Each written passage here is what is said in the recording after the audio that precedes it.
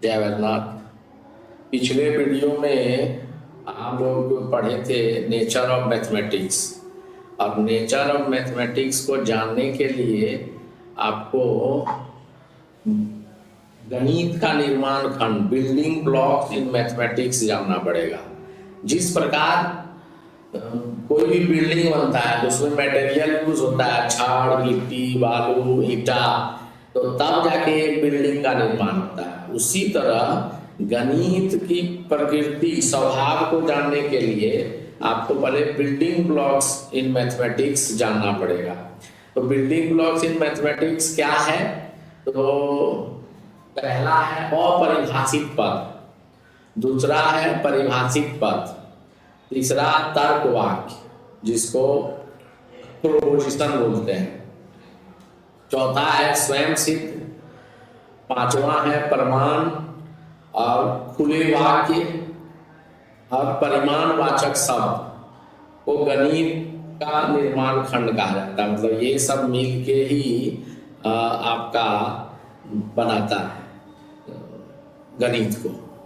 तो चलिए एक एक करके समझते हैं। अपरिभाषित पद, अनडिफाइंड टर्म। अनडिफाइंड टर्म क्या होता है? जैसा नाम से ही स्पष्ट है, जिसे हम परिभाषित नहीं कर सकते हैं उसे अपरिभाषित पद कहते हैं। जैसे बिंदु, जिसको पॉइंट आप लोग नाम सुने होंगे, लेकिन कभी आप लोग बचपन में बच्चे में होंगे तो कहीं कोई कहता होगा बिंदु ऐसा है जिसका न लंबाई होती है, ना चौड़ाई होती है, ना मोटाई होती है, तो उसको जबरदस्ती बना दिया गया है। वो बिंदु की परिभाषा नहीं है।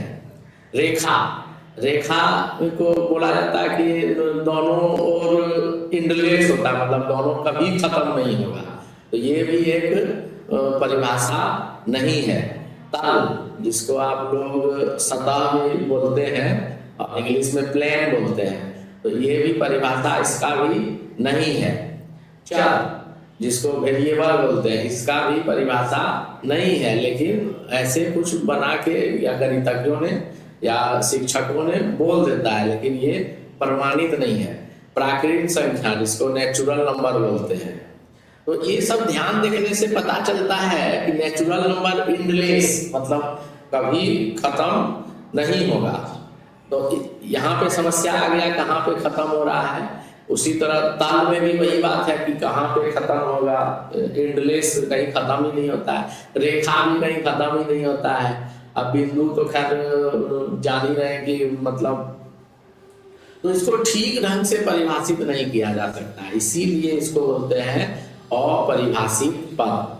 अब अपरिभाषित पद तो आप समझ गए। तब प्रश्न उठता है कि कितना अपरिभाषित पद है दुनिया में? तो ऐसा कोई निश्चित नहीं है कि जो कि अपरिभाषित पद की संख्या ज्ञात कर सकते हैं। ये कुल मिला के 2-4 उदाहरण हम दिए, ये सब अपरिभाषित पदों में आता है।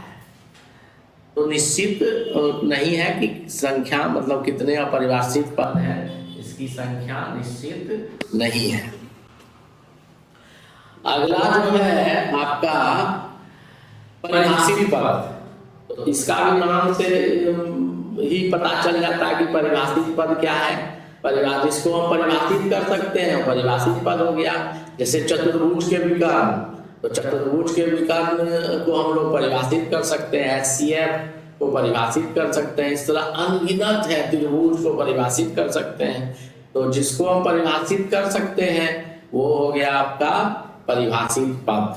तो परिभाषित पद जो है ये बहुत सारा हो सकता है।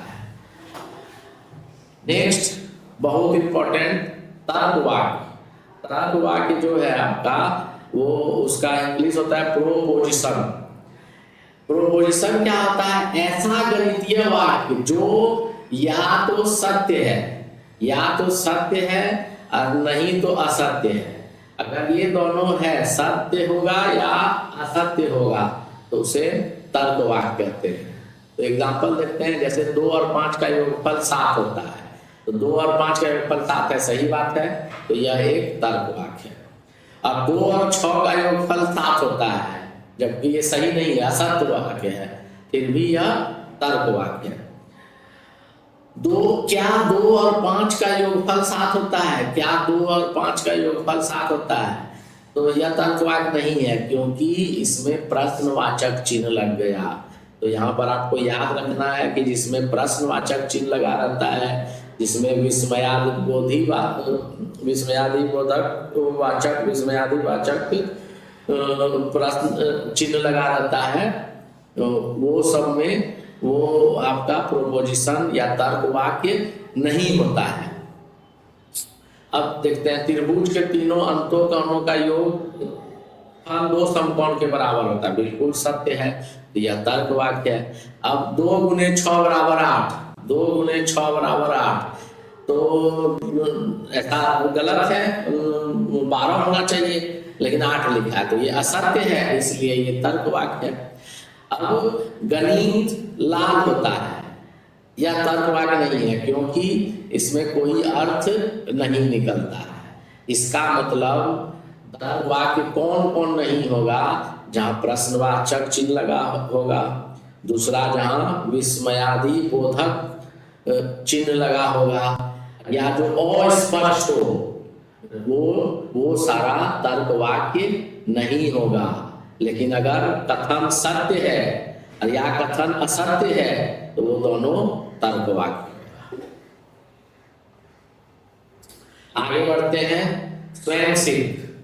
स्वयं सिद्ध नाम से ही स्पष्ट है कि खुद वो सिद्ध हो चुका है, उसको सिद्ध करने का जरूरत नहीं है। तो ऐसे तर्क वाक्य जो बिना प्रमाण के सत्य मान लिए जाते हैं, उसे स्वयं सिद्ध करते हैं। जैसे SAS, side angle side, congruency में साइड एंगल साइड ऐसा है जिसको आपको प्रूफ नहीं कर सकते हैं। अगर कोई बुक में प्रूफ कर दिया है तो वो गलत है, आपको इसको प्रूफ करने का जरूरत नहीं है। इसी के मदद से फिर सारा जो कॉन्ग्रुएंसी रूल्स है सबको प्रूफ कर सकते हैं, SSS या AAS या RHS, तो वो सबको इसके मदद से हम लोग प्रूव करते हैं, ठीक है ना। और पूर्ण हमेशा अंश से बड़ा होता है। कोई भी वस्तु है, मान लीजिए हम उसको तोड़ देते हैं, तो टुकड़ा जो हुआ वो पूरा जब था तो पूरा वाला हमेशा बड़ा होता है। तो ये इसको बोलते हैं स्वयं सिद्ध। तो स्वयं सिद्ध है जिसका कुछ विशेषता लिखा हुआ है, बिना किसी प्रमाण के से सत्य माना जाता है, सही बात है। यह संगत होता है, ये भी सही बात है। यह अतिरिक्त नहीं होता है, ये भी सही है। और यह पर्याप्त होता है, तो ये इसका विशेषता है। अगला जो बिल्डिंग ब्लॉक्स ऑफ मैथमेटिक्स है वो है प्रमाण। प्रमाण जिसको आप लोग ज्यामिति में प्रमेय सिद्ध करने में उपयोग करते हैं, इसका इंग्लिश प्रूफ होता है। तो किसी तर्क वाक्य को सत्य बनाने की विधि को प्रमाण कहा जाता है। तो सत्य हम लोग कोई भी प्रमेय सिद्ध करते हैं 8, 9 क्लास में, 10 क्लास में, तो प्रमाण का इस्तेमाल करके आप लोग इसको किए होंगे। तो ये बिल्डिंग ब्लॉक्स ऑफ मैथमेटिक्स है। ये कुछ परिमाणवाचक ये बच गया, हम अगले वीडियो में चर्चा करेंगे।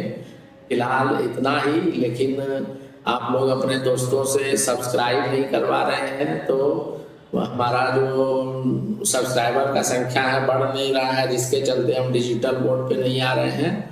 तो आप लोग इसको ध्यान दीजिए और औरों से जल्दी इसको बढ़वाइए। धन्यवाद।